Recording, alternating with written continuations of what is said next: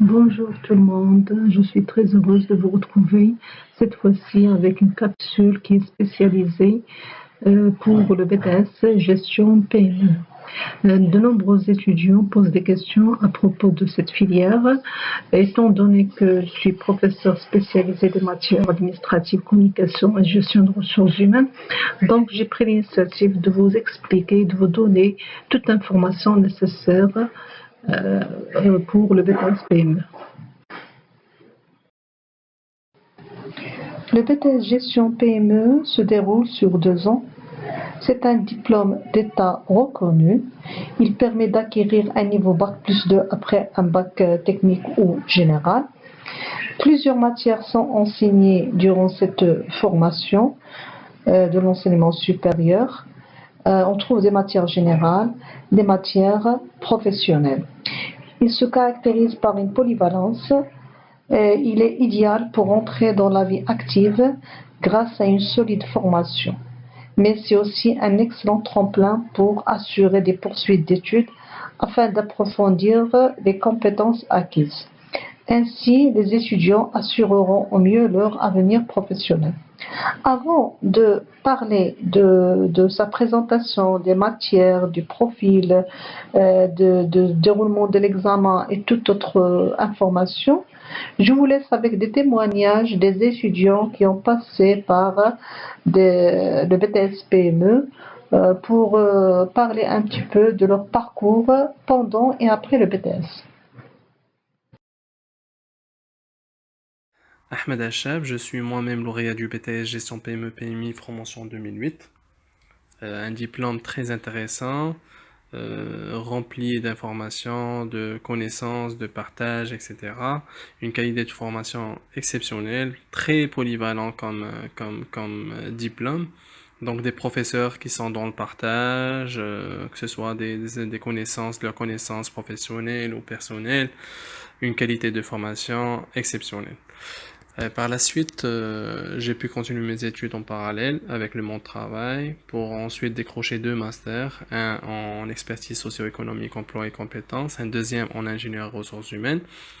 J'ai pu travailler à l'Office national d'électricité, toujours dans le monde ressources humaines. J'ai pu décrocher un deuxième poste au niveau de l'IDEC de Casablanca, connaître plusieurs promotions pour aujourd'hui atterrir au poste de chef service paix, administration personnelle, relations sociales. Et j'ai une deuxième casquette qui est le SIRH. Aujourd'hui, les amis, le monde professionnel est devenu très exigeant en termes de compétences, de références, des écoles, en termes de diplômes, etc. C'est vrai que le BTS est un diplôme très solide en termes de formation, de formation, qualité de diplôme, etc. Mais il faudrait penser sérieusement à poursuivre vos études pour pouvoir décrocher des postes très intéressants au niveau des entreprises structurées au Maroc.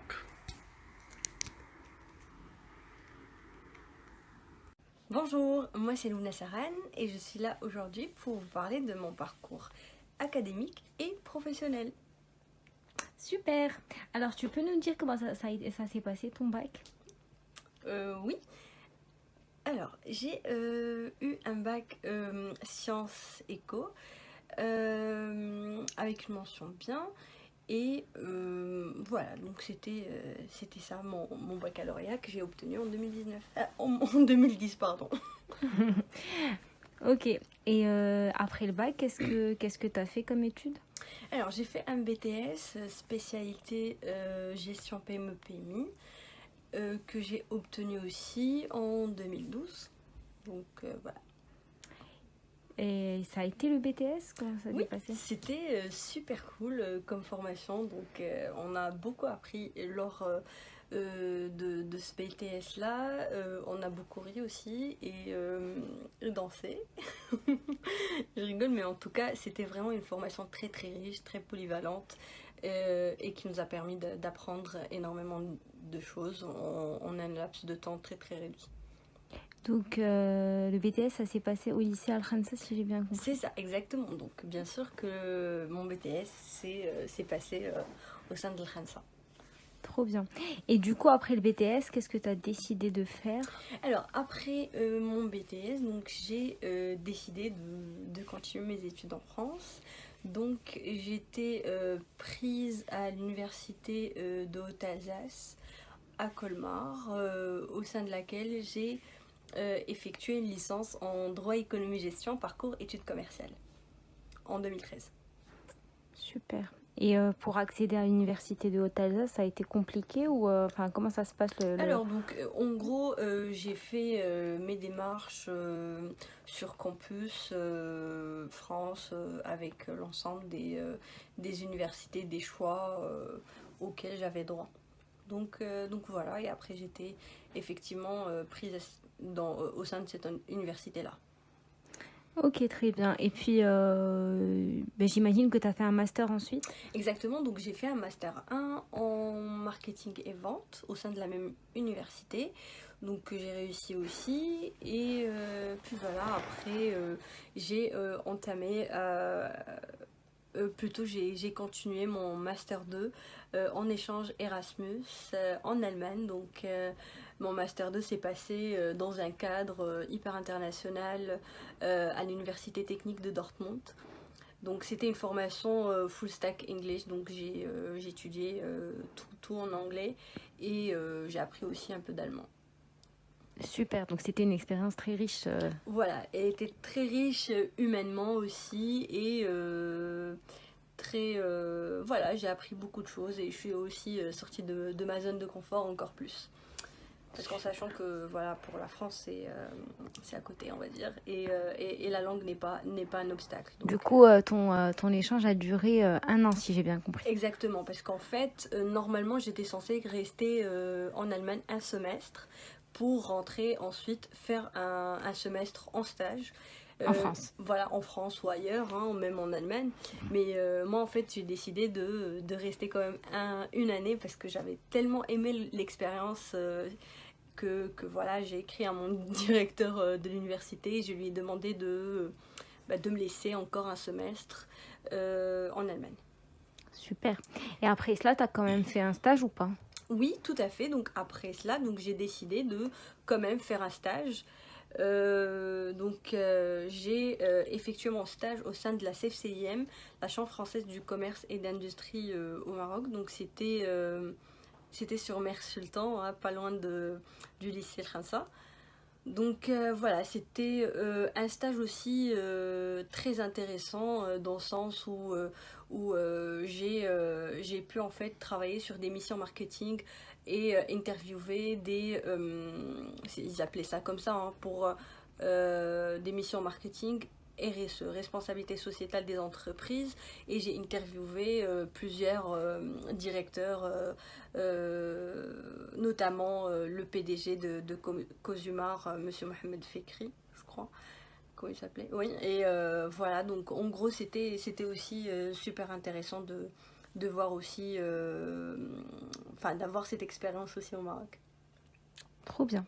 Et du coup, après ton stage, j'imagine que tu as Voilà. cherché du travail. Exactement, donc après mon stage, donc je suis repartie à Paris pour commencer voilà, ma recherche de travail parce que j'étais à ce moment-là diplômée officiellement en 2016. Donc voilà, donc effectivement j'ai commencé à chercher du travail et puis après j'ai trouvé un stage, un poste en tant qu'ingénieur d'affaires au sein d'une entreprise de prestation de services. Donc c'était une expérience assez particulière parce que j'étais très polyvalente dans ce poste-là parce que j'étais amenée à faire des activités ou des tâches administratives, comptables, commerciales, de gestion des ressources humaines, etc. Donc c'était vraiment quelque chose de super, voilà, comme j'ai dit, polyvalent, et ça m'a fait rappeler en fait tout ce qu'on a vu lors de mon BTS. Et voilà, donc tout ce qu'on a étudié avec Madame Fahmi, avec Madame Khali, Monsieur Fahim, je ne sais pas s'il est toujours au lycée. Donc oui, voilà, donc c'était en gros très riche. D'accord.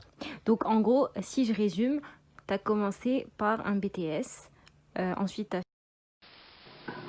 Le BTS Gestion PME forme en 2 ans des assistants de gestion dont la qualité principale est la polyvalence, la forte polyvalence. Le gestionnaire aura pour mission de seconder un chef d'entreprise, d'une petite ou moyenne entreprise ou d'un cadre dirigeant. C'est un collaborateur direct qui pourrait toucher à tous les aspects stratégiques de l'entreprise. En tant que gestionnaire, si vous choisissez d'être gestionnaire PME-PMI, vous participerez à la gestion administrative de l'entreprise, à la gestion du personnel et aux ventes aussi, et à tous les aspects financiers. Donc, cette formation décline en diverses activités qui sont explicitement attribuées par le chef d'entreprise.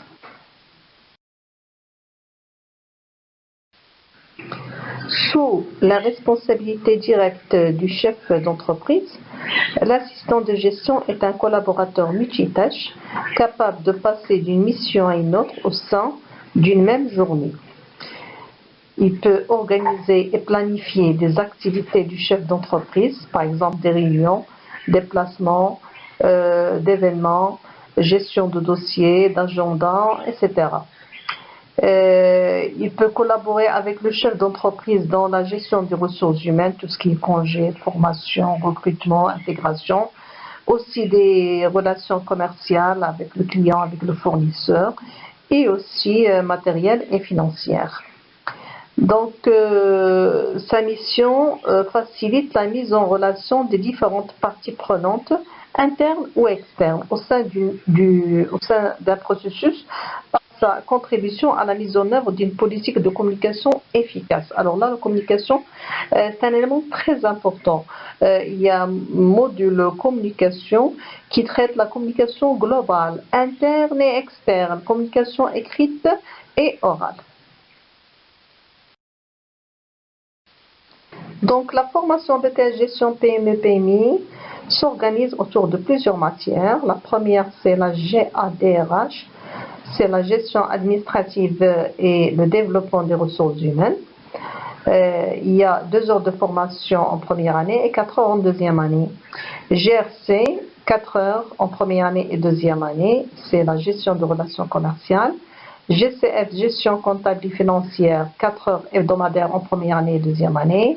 La communication globale, 2 heures chaque semaine en première année et deuxième année. L'APA, je vous parlerai par la suite de l'objectif et comment le faire. 2 heures d'encadrement, parce qu'il y aura 4 heures sur terrain l'après-midi. L'informatique, 2 heures hebdomadaires. Le volet droit, économie et management, 2 heures pour chaque matière hebdomadaire.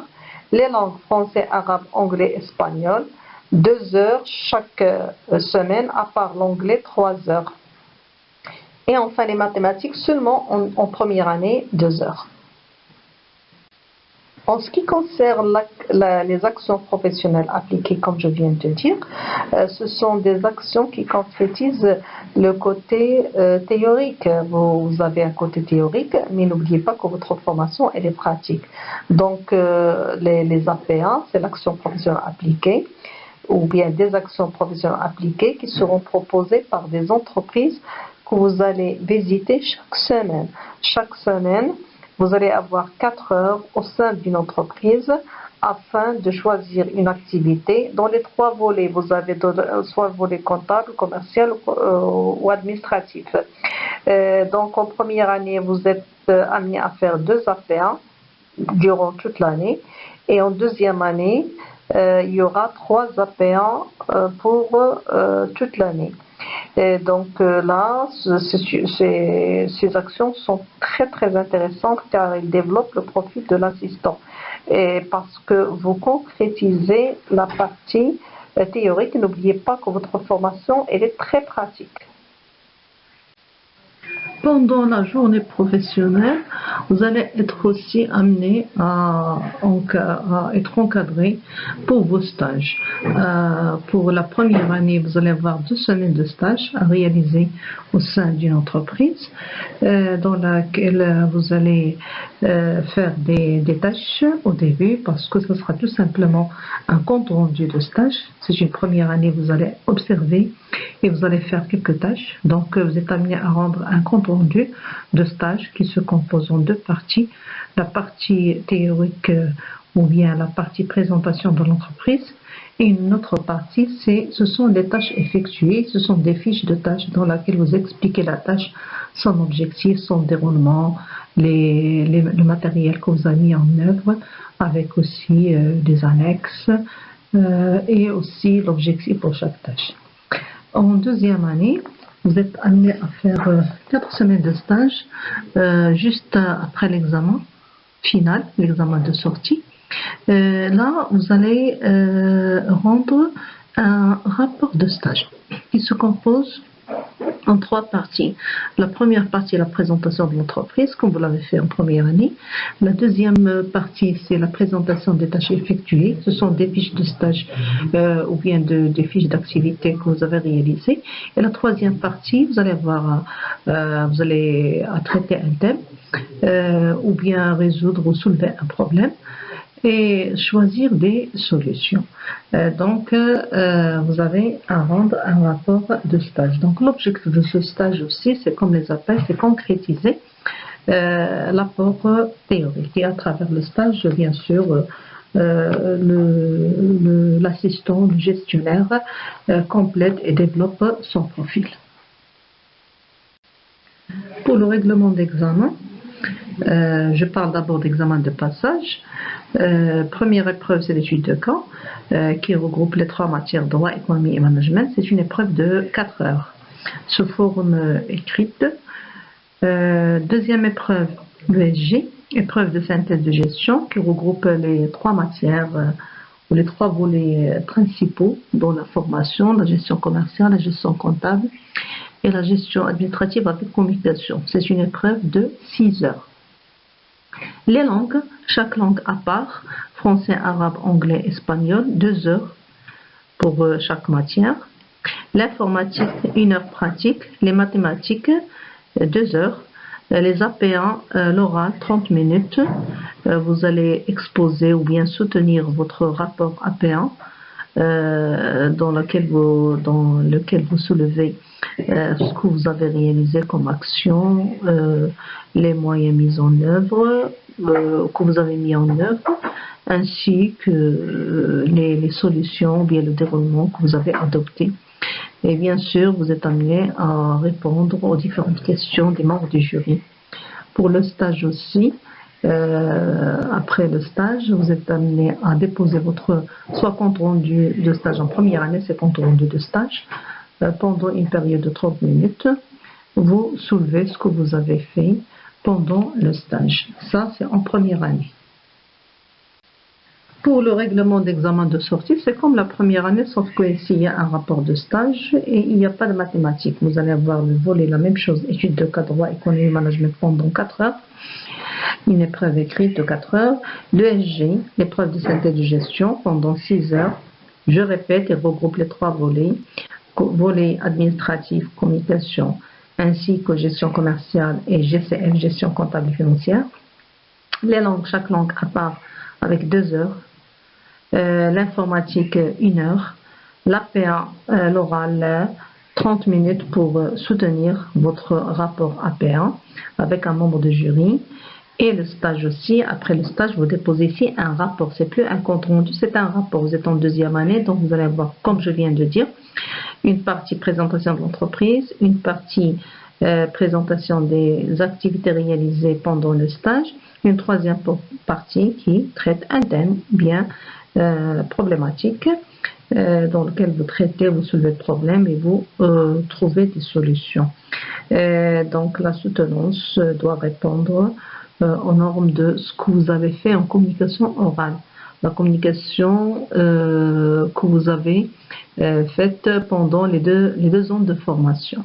Voilà le règlement de l'examen ou bien les matières que vous allez avoir à l'examen final. Donc, à la fin de la formation, l'assistant de gestion devra être un profil polyvalent, une forte polyvalence dans les domaines qu'on vient de citer, commercial, comptable, administratif, communication, une bonne communication à travers la communication que vous allez faire pendant les 2 années. Vous devez être capable à communiquer correctement. L'autonomie, capable aussi de participer activement au développement de l'entreprise à travers toutes les tâches qu'on peut réaliser. Donc l'assistant intervient dans toutes les tâches administratives, commerciales, comptables, donc il est capable de développer l'entreprise, bien sûr, sous l'autorité de son dirigeant. Il doit intervenir avec professionnalisme. Le côté professionnel, vous le saurez pendant votre formation. Le sens de l'organisation, là, c'est un côté personnel. Il faut être organisé, le rigueur dans le travail, doué, l'initiative et pluridisciplinaire. Donc, il doit savoir s'adapter à toutes les situations, y compris les plus urgentes.